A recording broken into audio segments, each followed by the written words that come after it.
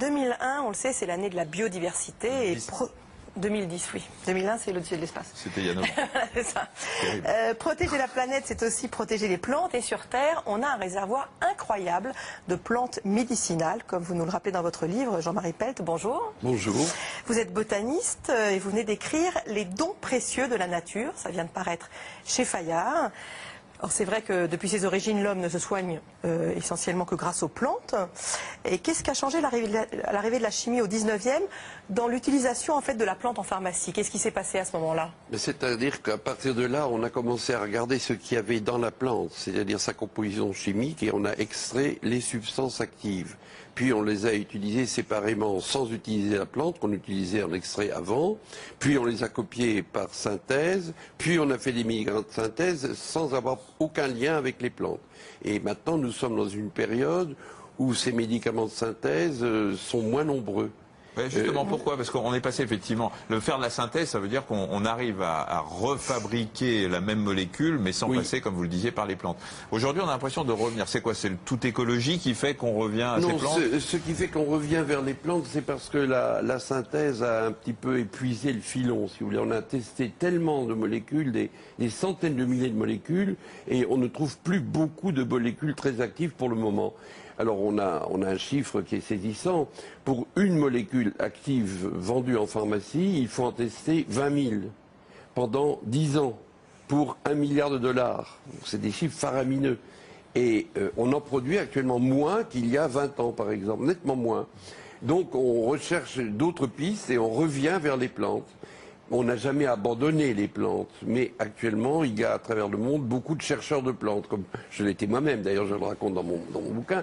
Il y a beaucoup de chercheurs de plantes qui vont dans des ethnies diverses, trouver des secrets chez les guérisseurs et ramènent ces plantes dans les laboratoires. Et le laboratoire ne peut les utiliser qu'à condition qu'il renvoie ensuite des royalties à ces ethnies premières. Donc c'est un peu problématique pour un grand laboratoire parce qu'il n'a pas forcément envie de le faire. Oui, est-ce que ça se fait vraiment? Ben, ça se fait un peu, ça se met en place timidement, certains le font. Je suspecte d'autres de ne pas le faire, mais c'est logique. Je pense à Oudia, qui est une plante de Namibie, qui pourrait être un coupe-faim. Elle est testée comme coupe-faim, je dis au conditionnel, parce que les coupe-faim, Dieu sait qu'on en a beaucoup parlé. Si ce médicament aboutit, l'ethnie San, qui est une ethnie locale au sud-ouest de l'Afrique, recevra des royalties, ainsi d'ailleurs que l'État namibien. Donc voilà comment ça se passe. Je pense à un médicament testé contre le sida aux îles Samoa. Celui-là, je crois, va aboutir. Il va donc entrer dans les thérapeutiques anti-sida. Homolanthus, c'est une euphorbiacée, c'est une plante très localisée. Et qui permet, d'après les tests qu'on a déjà faits, qui sont très avancés, d'éliminer les cellules où le virus est à l'état latent. Donc enlever les chances d'un rebondissement. Alors si ce médicament aboutit, ce qu'on saura dans, à mon avis, 2-3 ans, il y aura des royalties pour une ethnie des Samoa. Il aurait un intérêt dans quelle mesure pour lutter contre le sida?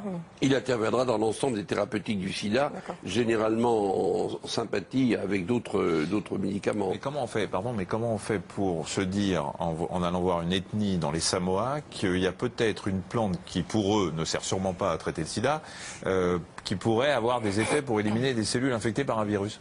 Eh bien parce qu'on va à la rencontre des médecins traditionnels, qu'on appelle les tradipraticiens. C'est ça l'ethnopharmacologie dont vous parlez? C'est l'ethnopharmacologie, c'est ce que nous faisons à Metz. Et on reçoit d'eux des informations. Ensuite, on vérifie leurs informations. Il faut décoder le langage, c'est assez compliqué, il y a la barrière des langues, c'est très compliqué. Et quand on décode l'information, on passe ensuite au test que nous avons fait, nous, en laboratoire, sur 20 espèces de plantes que nous avions sélectionnées dans les informations que nous avons reçues de tradipraticiens dans le monde entier. On les a testés sur des animaux de laboratoire, sur des tests pharmacologiques, et sur les 20, il y en a 15 qui correspondaient aux indications des tradipraticiens. Donc c'est quand même très impressionnant. C'est un résultat très impressionnant. Et ça a contribué, nos résultats, je dois dire, dans le monde pharmaceutique, ça s'est un peu commenté, et on se dit que c'est en effet une piste Tout à fait intéressante. Je pense à l'estragon, qui est en train d'être testé, déjà c'est très avancé, qui pourrait devenir un médicament du diabète de type 2, donc le diabète que l'on a lorsqu'on mange trop, qu'on fait pas d'exercice. Voilà, c'est ça.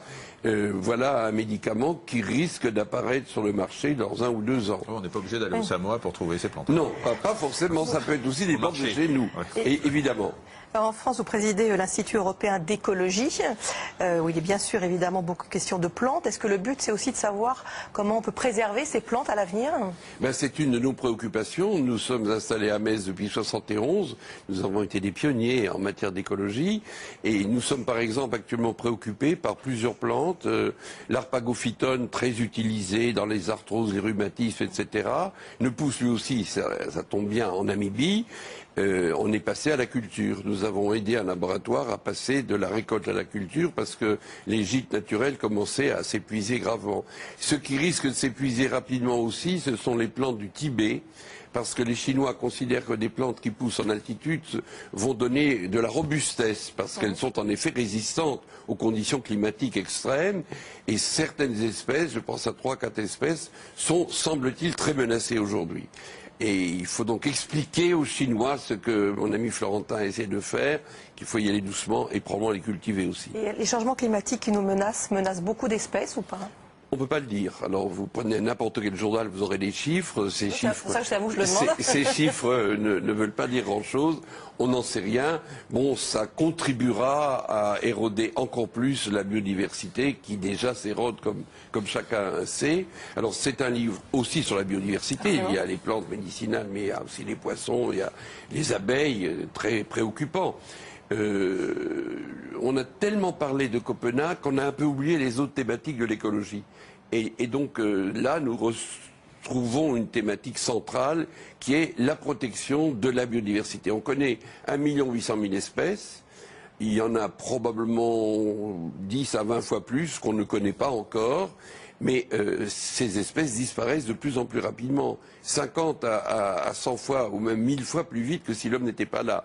Donc il faut faire très attention. Alors vous allez me demander, est-ce qu'il n'est pas trop tard? La réponse est non, il n'est pas trop tard. Il est tard, mais il n'est pas trop tard.